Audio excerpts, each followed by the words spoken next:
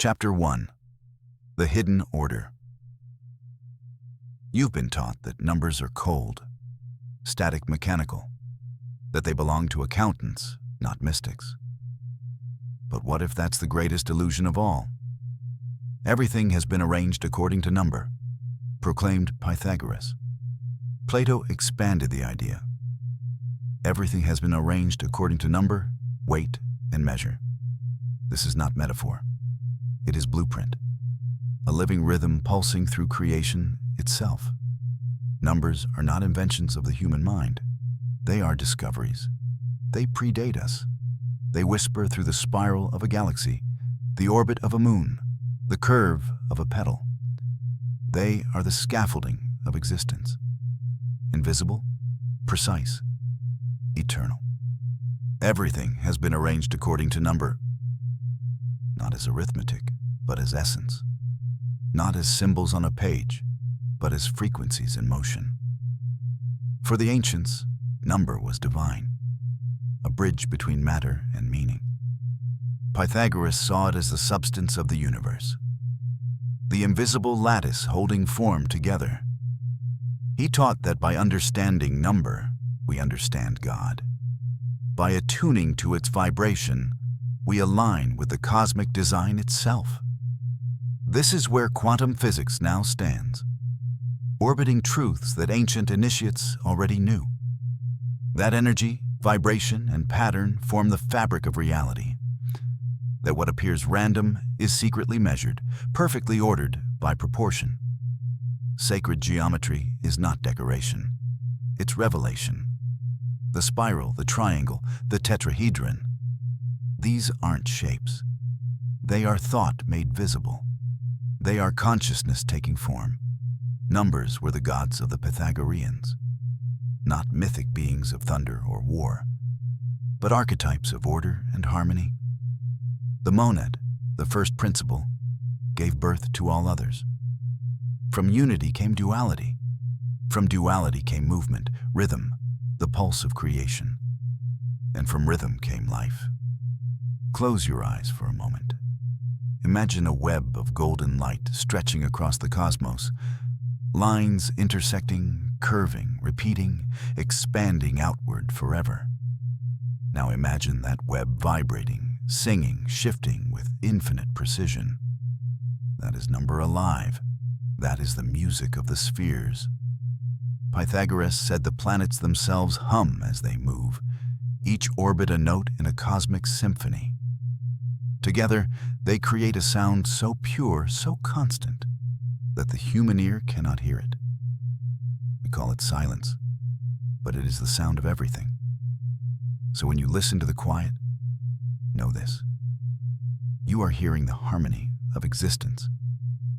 You are tuned into the geometry of creation. Every thought, every heartbeat, every breath participates in that order. Everything has been arranged according to number. Every number is alive with meaning. 1 represents unity. 2, duality. 3, harmony. 4, form. Each unfolds from the last, like a sacred algorithm of being. This is the foundation of all manifestation. This is the mathematics of God. And yet, this truth was hidden, buried under centuries of forgetfulness. We learned to count, but we forgot to listen. We learned to calculate, but not to contemplate. But that silence still sings. And now you are beginning to hear it again. Numbers are not there to limit you. They are there to lead you, to guide you back to coherence, to the architecture of divine proportion, to the realization that the universe is not chaos, but code. So breathe deeply. Let that code speak to you. Because when you finally understand it, you'll see that the universe was never random. It was arranged perfectly, by number, by weight, by measure, by the mind of the divine itself.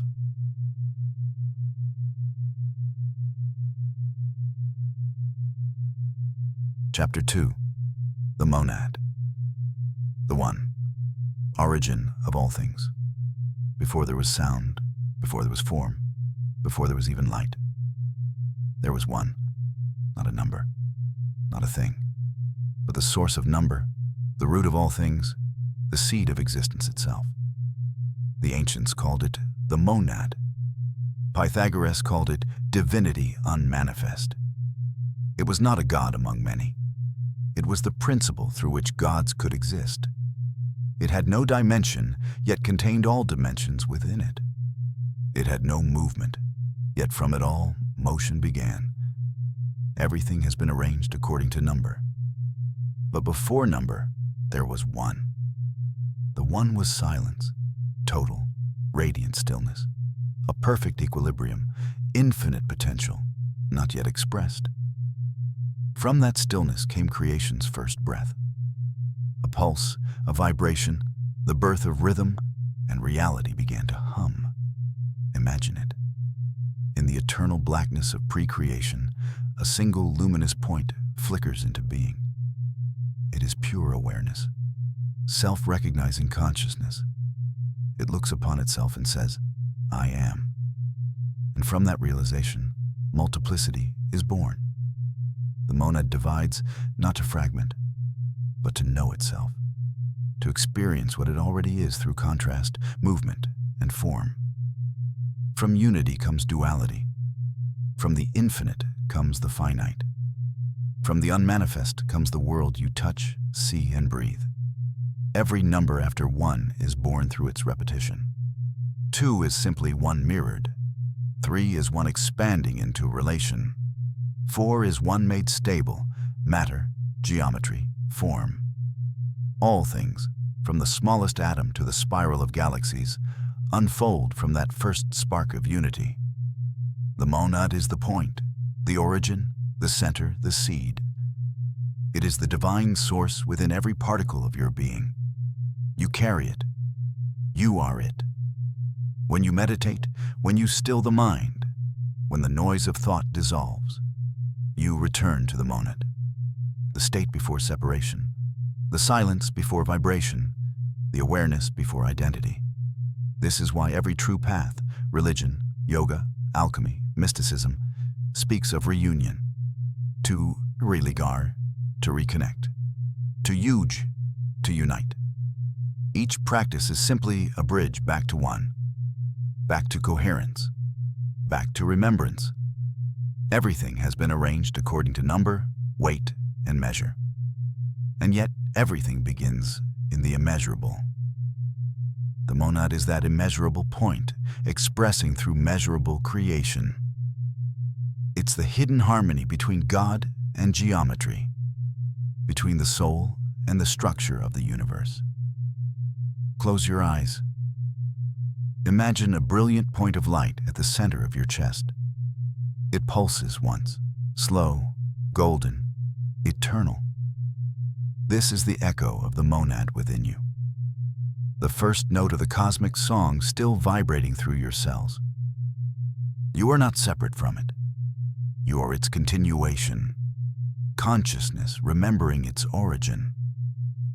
When you act with awareness, you bring unity into motion. When you love, you remind creation of its wholeness. When you create beauty, you reenact the first moment of the monad becoming many. This is your inheritance, not belief, but memory. Not philosophy, but pattern.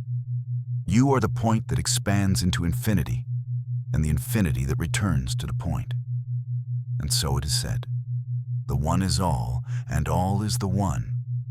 For in the beginning, before the stars, before the word, before number, the monad whispered existence into being.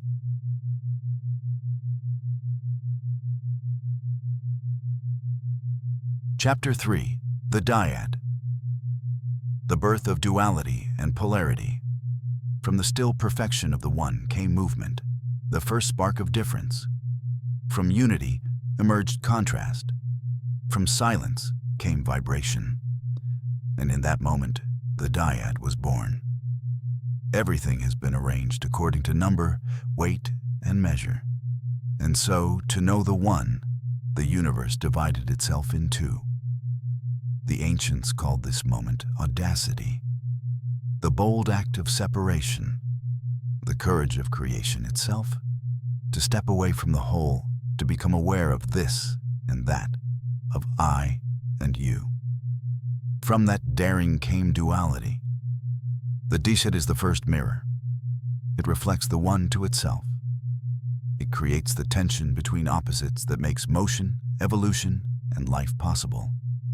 Without it, there would be no heartbeat, no rhythm, no experience of existence.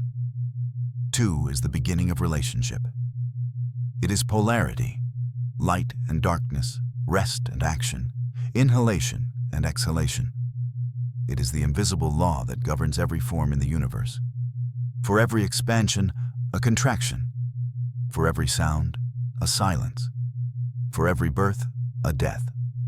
This is not conflict. It is balance in disguise. The dyad does not divide to destroy. It divides so that the whole can see itself. Without shadow, light would have no meaning. Without stillness, sound would have no beauty. Without contrast, consciousness could not awaken to its own reflection. Everything has been arranged according to number, and two is the number of awareness. It is the realization that something exists beside you, a counterpart, a polarity, a reflection of the same source seen from the opposite direction. You feel this duality in every breath. The inhale, receiving, the exhale, releasing. Together, they form the rhythm of being. Together, they sustain life. But duality is also the birth of struggle. From unity, there was peace. From two, there is choice. Now the soul must navigate contrast. Should I turn left or right? Speak or stay silent? Love or withdraw? This is the human condition, the soul learning through tension, through the dance of opposites. The dyad teaches that everything you resist is part of you. Your shadow is not your enemy, it's your echo. The person you oppose mirrors the parts of you waiting to be integrated. The pain you avoid is the teacher disguised as experience. Plato said that the soul descends into the body, drinks from the river of forgetfulness, and spends its life trying to remember its wholeness. And so we wander, pulled between the poles, longing for what feels lost, aching for what was once won. But the dyad is not punishment. It is initiation, the beginning of wisdom. Because in learning to balance opposites, you rediscover unity at a higher octave. So breathe. Inhale light. Exhale shadow. Inhale the known. Exhale the unknown. Let both coexist within you. That is the lesson of two. When you stop fighting the polarities, when you see them as parts of a single current, the energy that once divided you becomes harmony. Then the tension transforms into creation. Two is the gate of motion. It's where the universe begins to dance. And from that dance will emerge the next principle. The reconciliation of opposites. The sacred balance. Where two creates conflict, three creates harmony.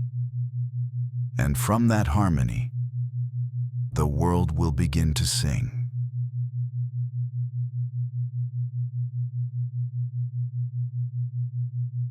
Chapter 4. The Triad. The union of opposites and the birth of harmony. From the tension of two, something extraordinary emerged. A bridge, a balance, a third force that neither denied the opposites nor destroyed them, but unified them. This is the triad. The number 3. The moment harmony is born. Everything has been arranged according to number, weight, and measure. And through 3, the universe begins to find rhythm. Where 1 was unity and 2 was polarity, 3 becomes relationship. It is the mediator, the reconciler, the breath between the inhale and the exhale. Imagine the line created by 2 points. Now, introduce a third. And instantly, there is surface, space, dimension. From flatness, depth arises. From separation, creation. 3 is the first number to contain life. It is movement, dynamic, spiraling, alive. It is the sacred geometry of existence, the triangle, the trinity, the beginning of structure. In every culture, this triadic symbol reappears, echoing through time like a cosmic memory. Father, Son, and Holy Spirit, body, mind, and soul, past, present, and future, birth, life, and death, each a reflection of the same eternal pattern. 3 as the perfection of balance. The Greeks called this principle logos, the mediating intelligence that resolves chaos into order. The alchemists named it tertium quid, the third thing, the mystical essence born when 2 opposing forces unite. The mystics saw it as spirit, the invisible thread binding the seen and unseen, the heaven and the earth. The triad teaches that harmony is not the absence of conflict. It is the higher understanding that both sides serve the same truth. When light meets darkness, a third thing appears, illumination. When sound meets silence, a third thing is born, music. When 2 seek unity, the third reveals meaning. Everything has been arranged according to number, weight, and measure. And through 3, the field begins to sing. This is the number of the artist, the creator, the visionary. It's the pulse of expression, where thought becomes emotion and emotion becomes form. It's the sacred breath that turns energy into matter. Look around you. Every spiral shell, every galaxy, every atom, all born of triadic motion. Proton, neutron, electron, creation, preservation, transformation. 3 is the heartbeat of the cosmos. And you too are built on this principle. Your heart beats in 3-fold rhythm: contraction, expansion, rest. Your mind, body, and spirit operate as one living equation. When they fall out of balance, life becomes noise. When they align, life becomes music. So pause now, take a deep breath. Feel the 2 forces inside you, the part that seeks and the part that resists. Now breathe a third breath, awareness. The observer, the harmonizer, the still point in the center of the storm. That is the triad alive within you. The triad reminds you that wholeness is not a return to the one, but the evolution of it. It's unity reborn through understanding. The one fragmented itself through 2 to find itself again through 3. With wisdom, with compassion, with grace. And so the universe continues its upward spiral, now balanced, now musical, now complete in motion. But motion seeks form. Energy seeks matter. Spirit seeks manifestation. And that brings us to the next great step, the tetrad, the sacred 4, where heaven finally touches earth.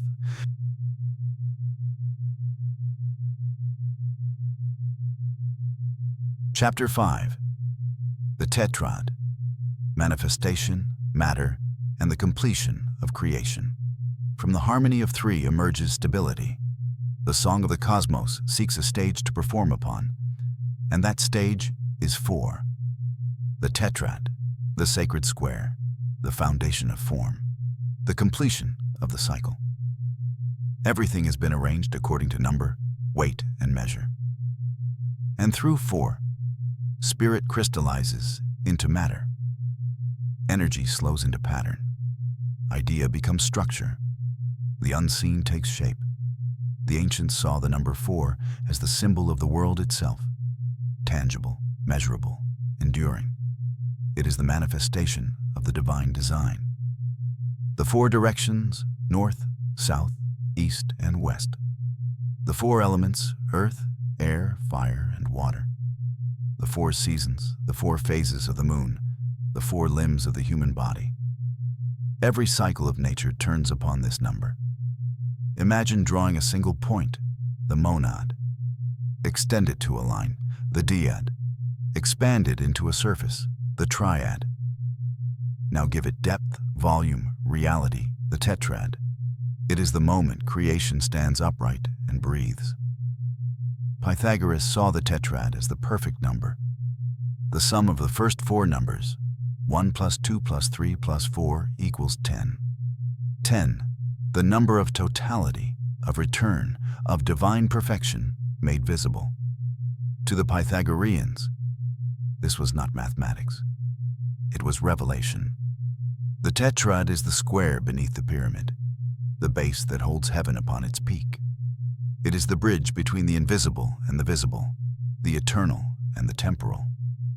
The point, the line, the plane, and now, the solid.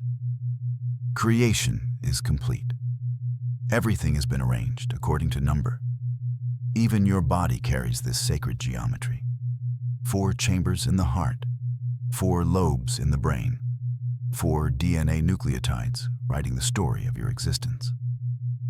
The architecture of the cosmos is mirrored within your cells. When you stand grounded, you embody the tetrad. Feet rooted in earth, crown reaching for the infinite. You are the cross between heaven and matter, a living intersection of energies. Your breath draws spirit down, your being raises matter up. In this meeting point, balance is achieved. The tetrad teaches the mystery of manifestation through alignment. When thought, 1, joins will, 2, and emotion, 3, the result is form, 4. It's the sacred formula behind all creation. It is how idea becomes experience, how vibration becomes visible. The alchemists called it the squaring of the circle, the union of divine perfection with earthly imperfection. They said, when the circle meets the square, the philosopher's stone is born. The secret of transformation, the reconciliation of opposites in matter itself. So breathe now, deeply, fully. Feel your feet on the ground, steady, solid, alive. Above you, the infinite. Within you, the pattern that joins them both. You are the geometry of creation, made conscious. Everything has been arranged according to number, weight, and measure. And through you, that order continues. You are the universe reflecting upon itself, counting its own rhythm, measuring its own beauty. 4 is completion, but not conclusion. For from structure arises a new seed of motion, and the cycle begins again. The one returns, wiser, expanded, awake. So as you stand in the stillness of 4, remember, you are the bridge between thought and form, sky and soil, infinite and finite. You are the harmony of the cosmos condensed into human shape. Every breath, every heartbeat, every moment of awareness. A reminder of the order that sings through all things. The ancients called it the music of the spheres. You call it life, but it is the same melody, endless, perfect, whole. And now you've heard it again. The sacred code, the divine proportion, the geometry of God, written into your very being. Everything has been arranged according to number, and you are its living proof.